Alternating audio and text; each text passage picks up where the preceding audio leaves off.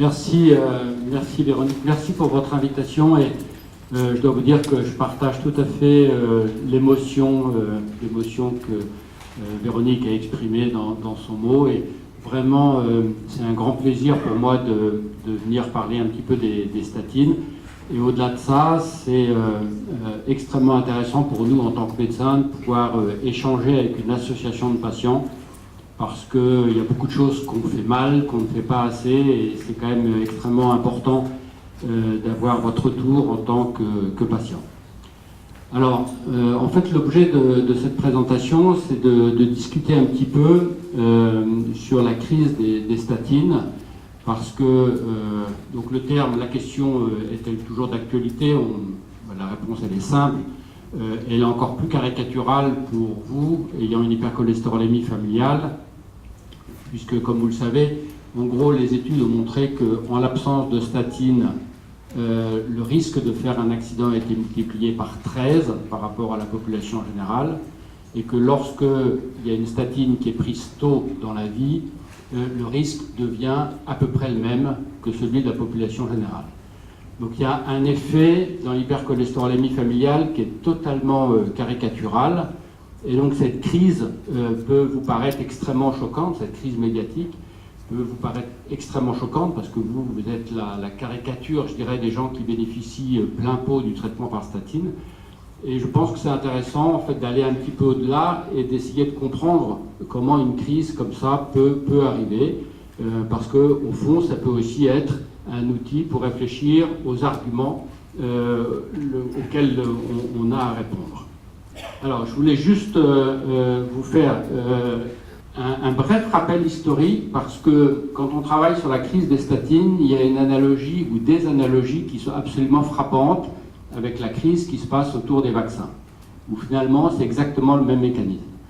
Alors, l'historique des statines, c'est intéressant pour comprendre parce que dans toutes ces grandes crises médiatiques, les sociologues parle de théorie des micro-signaux. Et en fait, en regardant l'histoire des statines, l'histoire des vaccins, on comprend comment la crise a pu émerger. Donc, en quelques mots, l'histoire des statines, donc, elles ont été découvertes dans la levure, dans les champignons, en 1976. Donc, vous voyez que ça commence à dater un petit peu. Elles ont été mises sur le marché en 1989 en France. Donc, comme toujours, c'est une bonne dizaine d'années de développement. Et au départ, donc, ces médicaments ont été mis sur le marché pour faire baisser le cholestérol. Et en fait, il y a eu un espèce de coup de tonnerre totalement inattendu en 1994, puisqu'il y a une grande étude qu'on appelle l'étude K13, qui a comparé donc, le bénéfice, enfin, l'effet des statines par rapport à un placebo chez des personnes qui avaient...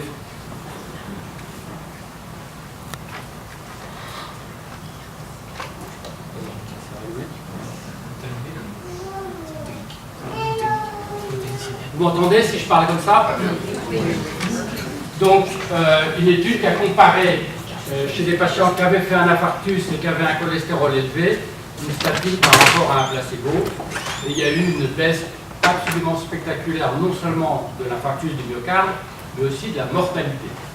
Donc ça a été une surprise totale, d'autant plus qu'à l'époque, il y avait énormément de discussions autour du rôle même du cholestérol. En 2001, donc, étude qui a surpris tout le monde par l'ampleur du bénéfice, en 2001, il y a une statine qui a été retirée du marché en raison d'effets secondaires musculaires graves. Donc on pourra parler de ça si vous voulez, mais ensuite, donc 2007-2013, il y a eu la réplique des études K13 avec des patients qui avaient de moins en moins de cholestérol, etc. Et donc toute une série d'études toujours positives, toujours les mêmes résultats, qui ont fait que progressivement, on a traité le cholestérol de plus en plus bas. Et puis, l'industrie pharmaceutique qui est assez puissante, en fait, les premières statines étaient peu puissantes, et puis les autres statines qui sont arrivées après étaient plus puissantes. Et les industries pharmaceutiques qui commercialisaient des statines peu puissantes ont fait tout un programme d'information pour expliquer qu'en fait, il devait y avoir ce qu'on appelle des effets pléiotropes, c'est-à-dire que les effets des statines n'étaient peut-être pas expliqués que par la baisse du mauvais cholestérol, mais par autre chose. Et donc ça a beaucoup brouillé les cartes, parce qu'il y a beaucoup de médecins qui se sont dit, ah ben, peut-être que l'effet ne passe pas que par le cholestérol. Et à cette époque, donc, les statines ont été accusées de surutilisation et ont été effectivement probablement surutilisées en raison de l'importance du bénéfice et de la faiblesse des effets secondaires. Alors il n'y a jamais vraiment eu d'études bien faites pour démontrer cette surutilisation, mais en gros on peut effectivement penser qu'il y a beaucoup de personnes qui prenaient des statines pour des niveaux de cholestérol très faibles, qui auraient pu simplement bénéficier de recommandations diététiques. À cette époque de surutilisation, les statines étaient encore chères, et donc derrière tout ça, il y avait un problème économique, et c'est pour ça que l'Agence du médicament a aussi répondu en disant attention à cette surutilisation. Et puis ensuite, vous avez eu la commercialisation des génériques, avec la disparition du problème de coût, du problème économique, et la crise médiatique en 2013. Donc voilà un petit peu l'historique. Et ce qui est intéressant, c'est, je vais être rapide, mais si on fait l'analogie par rapport au vaccin, l'étude K13, ben, c'est Pasteur qui sauve des vies, et puis progressivement le vaccin qui devient général, généralisé, obligatoire, et globalement, pour le public, quelque chose d'obligatoire, de général pour tout le monde, est très mal vécu. Alors, les statines, en gros, comme tous les médicaments, il y a ce qu'on appelle le rapport bénéfice-risque, et ce qui est intéressant, c'est que ça n'est jamais bien expliqué dans les médias. C'est-à-dire qu'on ne parle ou que des bénéfices ou que des risques, mais il n'y a jamais cette approche un petit peu subtile qui permet de bien comprendre qu'il y a des risques et il y a des bénéfices. Et le bénéfice, c'est clairement la diminution des événements cardiovasculaires, donc une diminution qui est à peu près de 30%. Il y a tellement d'études qui ont montré la même chose que ça ne peut pas être discuté. Et puis les risques, c'est le coût économique qui a beaucoup baissé, c'est la charge d'un traitement chronique. Et pour moi, ça c'est un concept qui est intéressant. Donc en anglais, ça s'appelle la disutility, mais c'est simplement que prendre un traitement tous les jours, et vous êtes évidemment beaucoup mieux placé que moi pour le savoir, mais prendre un traitement tous les jours, surtout quand on est jeune, c'est difficile et c'est un vrai effort. Et puis, il y a les effets secondaires qui sont relativement rares mais qui sont possibles. Et donc ça, ce sont les inconvénients. Alors, la grande caractéristique des statines, comme beaucoup de traitements qu'on a en prévention, c'est que le bénéfice des statines augmente quand on a un risque de faire un accident élevé. Le risque des statines, il est stable, quel que soit le risque. Donc en gros, vous comprendrez bien et assez facilement que lorsqu'on est dans une situation de risque élevé de faire un accident cardiovasculaire, eh bien les bénéfices sont écrasants par rapport aux inconvénients. Lorsqu'on est au contraire dans une situation de faible risque de faire un accident, eh bien le risque de prendre le traitement devient proche du bénéfice et donc il n'y a pas de justification à prendre un risque. Donc là, on met sa ceinture de sécurité quand on a trop bu et qu'on roule trop vite. Et là, on met sa ceinture de sécurité quand on regarde un match de foot dans son fauteuil. C'est un peu caricatural, mais c'est un peu ça. Et donc, effectivement, vous comprendrez bien qu'il peut y avoir des réactions négatives lorsqu'il y a une surutilisation dans un contexte de risque faible. Alors, ça a été beaucoup modélisé, mais c'est juste pour vous donner quelques chiffres. Il y a des articles qu'on peut vous faire passer, mais en gros, quand le risque de faire un accident est de 20% à 20 ans, c'est-à-dire si je prends 100 personnes qui ont un risque élevé, il y en a 20 qui vont faire un accident dans les 10 ans. Eh bien, il faut traiter, suivant les niveaux de cholestérol, entre 11 et 20 personnes pendant 5 ans pour éviter un événement. Donc, si vous prenez ceux qui ont un risque élevé et un LDL cholestérol élevé, il faut traiter 11 personnes pendant 5 ans pour éviter un événement. Donc c'est une rentabilité de l'intervention qui est extrêmement élevée. Si au contraire vous prenez des personnes qui ont un risque 4 fois plus faible, en bas 5%, et un cholestérol qui n'est pas élevé, eh eh bien, vous voyez qu'il faut traiter 100 personnes pendant 5 ans pour éviter un événement. C'est-à-dire qu'on va exposer 99 personnes à un traitement pour rien. On voit très bien que dès qu'on a un risque élevé, comme dans l'hypercholestérolémie familiale, il y a un bénéfice qui est absolument spectaculaire. Par contre, dans le bas risque, eh bien, les choses sont bien sûr différentes. Alors il y a un contraste saisissant entre toute une série de publications qu'on pourra vous distribuer si ça vous intéresse, qui montrent quel est le bénéfice des statines, et puis cette crise médiatique. Alors, quand on réfléchit, il y a à la fois des publications scientifiques et absolument 100% des pays dans le monde recommandent l'utilisation des statines à peu près de la même façon. Que ce soit en Europe ou aux États-Unis, par exemple, il y a un consensus absolu pour dire que tout le monde avec un LDL cholestérol au-delà de 1,90 g doit prendre une statine. Donc c'est 100% des pays qui font des recommandations. Et les recommandations, par exemple les recommandations françaises de l'HAS, c'est fait par l'Agence du médicament qui quand même a pour objectif avant tout de veiller à l'économie et d'éviter de dépenser trop de sous. Malgré ça, ils émettent des recommandations fortes pour prendre des statines dans les conditions de haut risque. Alors je vais passer assez vite là-dessus parce que je veux pas.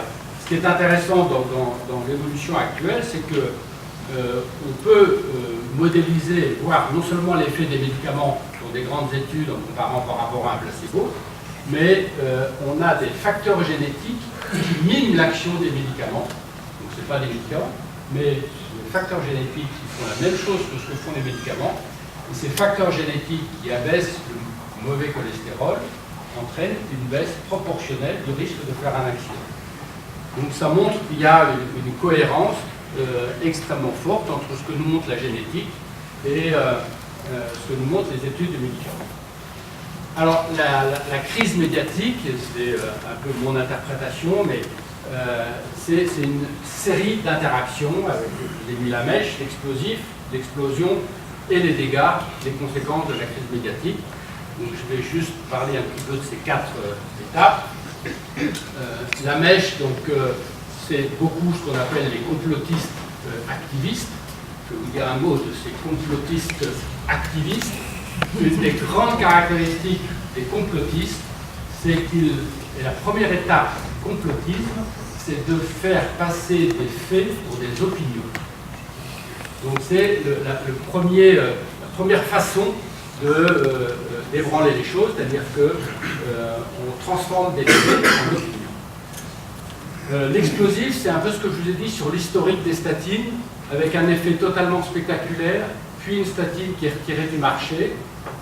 Donc ces espèces d'extrêmes dans l'histoire. Les vaccins, vous savez qu'il y a eu une publication qui a montré que les vaccins pouvaient provoquer l'autisme.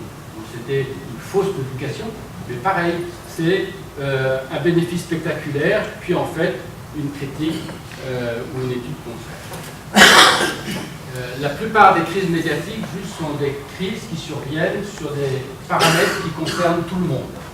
Il y a très peu de crises sur des choses très spécialisées. Donc le cholestérol, pas familial bien sûr, mais le cholestérol en général, tout le monde se sent concerné.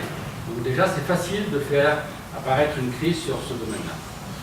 Alors l'explosion, c'est le rôle des médias, bien sûr, mais la caisse de résonance du grand public, parce que s'il n'y avait pas ce qu'on appelle la caisse de résonance du grand public, il n'y aurait pas de crise et les médias ne feraient pas d'articles sur les statines.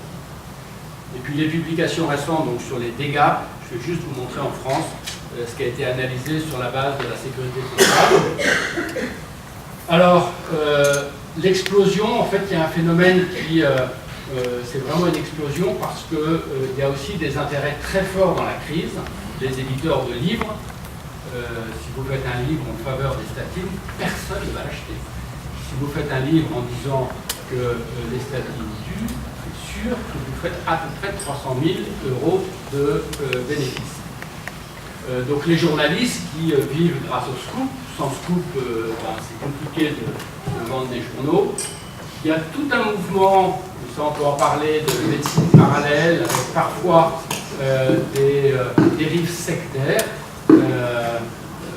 naturopathes, etc., qui sont très anti-statines. Il y en a qui font très bien leur boulot, mais il y en a qui, au passage, sont très anti-statines.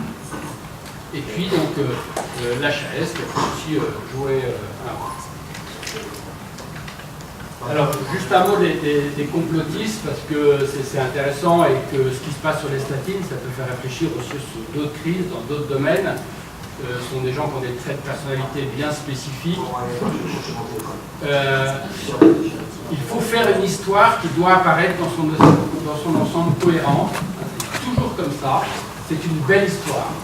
Même s'il y a des tas de choses fausses, on fait apparaître une espèce de cohérence dans les faits. Il y a toujours dans ces histoires de complotistes un détail. Donc vous avez par exemple le petit bout de papier qui tombe au cours de l'arrestation, qui fait qu'il y a un truc bizarre. Le détail donc, qui est inexpliqué et qui permet de bâtir l'idée d'un complot.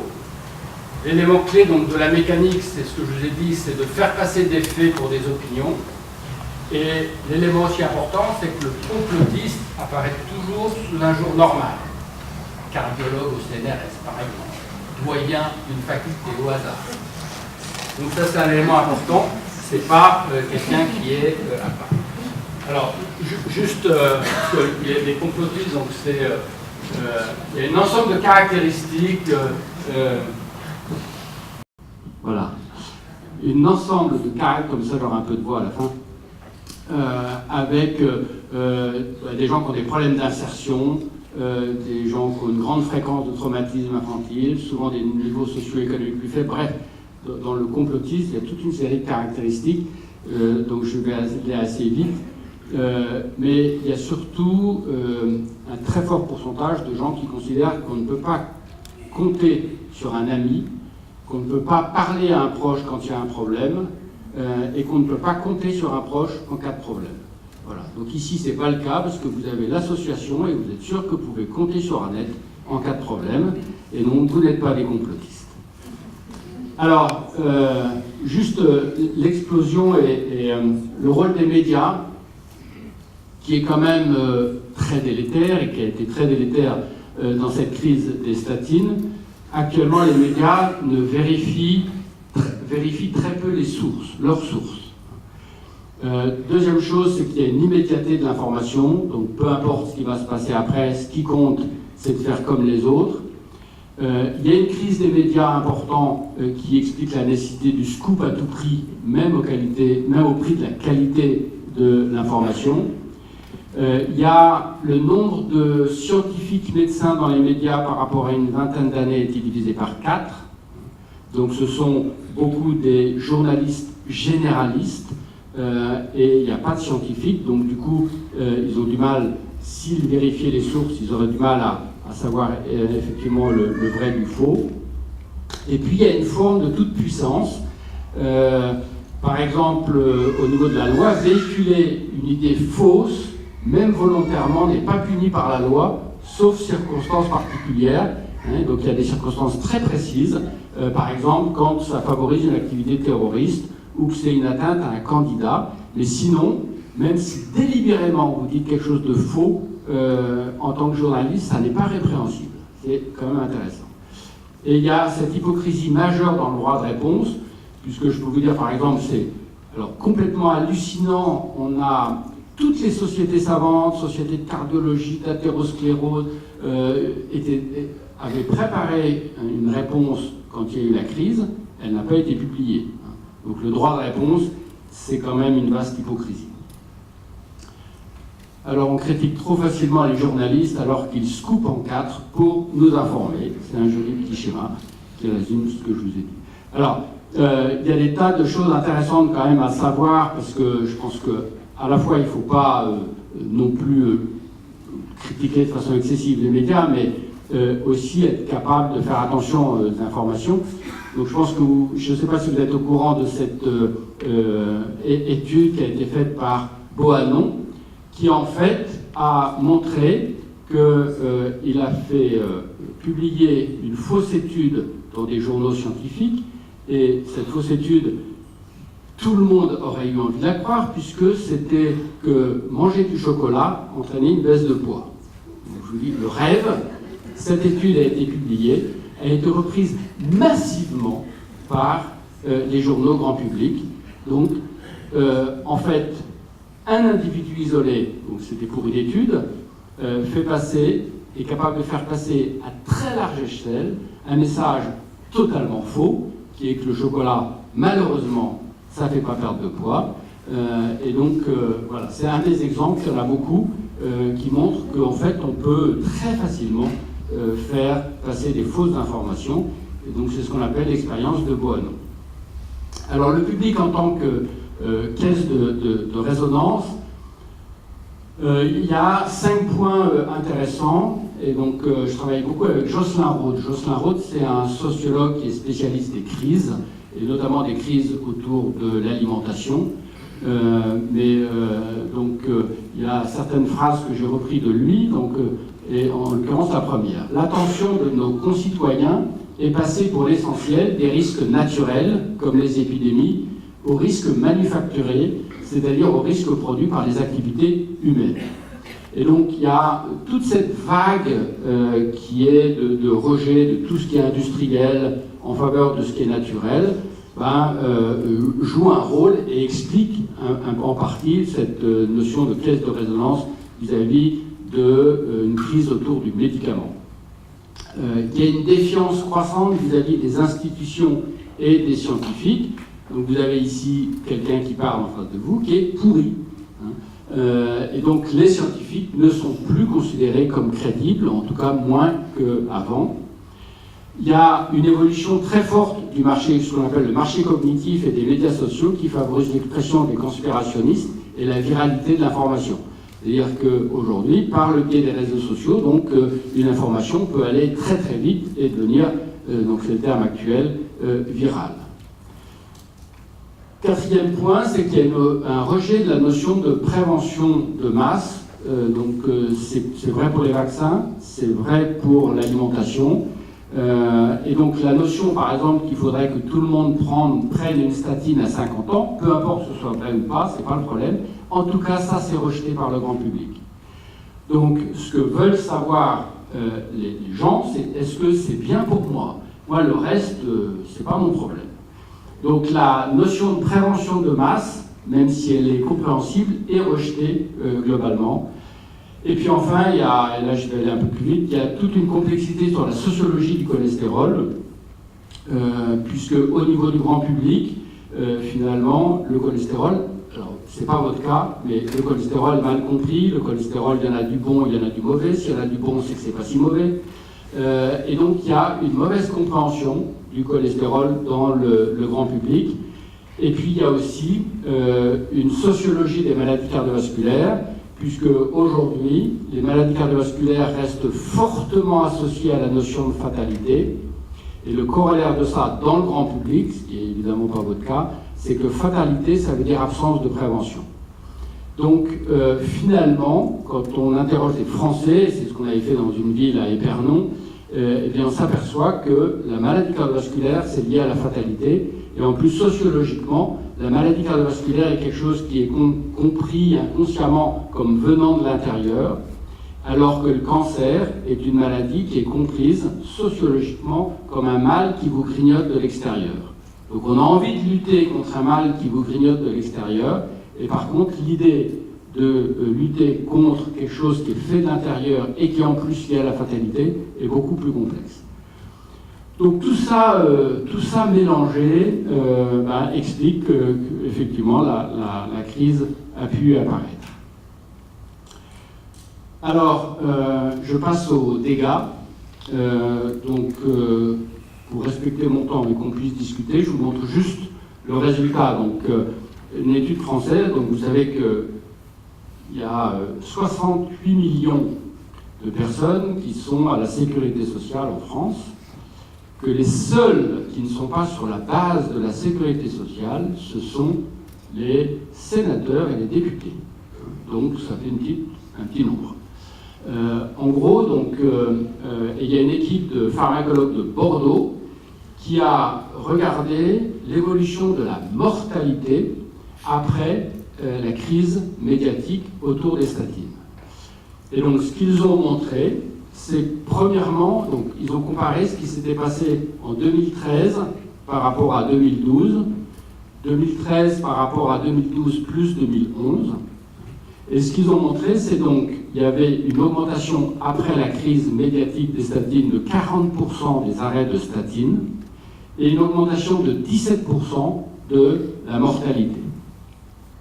Alors qu'elle était que en 2012, 2011, il n'y avait pas eu la crise, il y avait une stabilité sur la prise des statines et une mortalité strictement identique. Donc, augmentation de 17% de la mortalité, qui est une augmentation significative, et cette augmentation de la mortalité, en fait, était confinée dans le tiers des patients à haut risque de faire un accident, ce qui est parfaitement logique. Donc, c'est quand même une illustration assez spectaculaire des dégâts de cette crise médiatique, avec une augmentation de la mortalité. Et si vous calculez le nombre de décès non justifiés liés aux arrêts de statine liés à cette crise médiatique, c'est quand même assez terrorisant. Voilà, donc ce qui est intéressant aussi, c'est qu'il faut savoir que cette crise, et c'est pour ça qu'il faut s'interroger sur comment elle peut apparaître, ça n'est pas lié à un individu, ça n'est pas lié à un journaliste, c'est vraiment une espèce de cocktail qui provoque ça, et ça n'est pas non plus uniquement en France. Vous avez vu la même crise en Suède, vous avez la même crise en Italie, vous avez la même crise en Allemagne, la même en Angleterre, donc c'est pas spécifique de la France. C'est pour ça que je pense qu'il ne faut pas penser que c'est non plus la responsabilité d'un seul individu, ce serait un peu trop simple.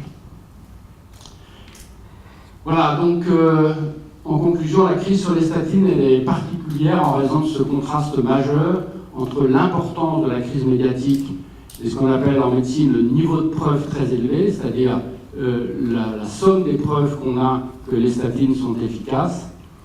Les conséquences de santé publique sont inédites. Il y aura probablement des conséquences aussi sur la diminution de la vaccination, mais en tout cas, c'est la première fois qu'on voit une augmentation de la mortalité au niveau d'un pays liée à une crise médiatique. Elle est source d'aggravation des inégalités de soins parce que ceux qui sont moins informés, ceux qui sont plus anxieux, vont beaucoup plus vite arrêter leur traitement. Les milieux défavorisés arrêtent plus les traitements que les milieux très informés. Et donc, la dernière phrase, et c'est vraiment ce que je pense, le rôle des associations de patients, votre rôle, le rôle d'ANET, est absolument essentiel pour essayer de combattre et de lutter contre cette désinformation extrêmement délétère. Merci beaucoup pour votre attention et votre invitation. Merci, professeur.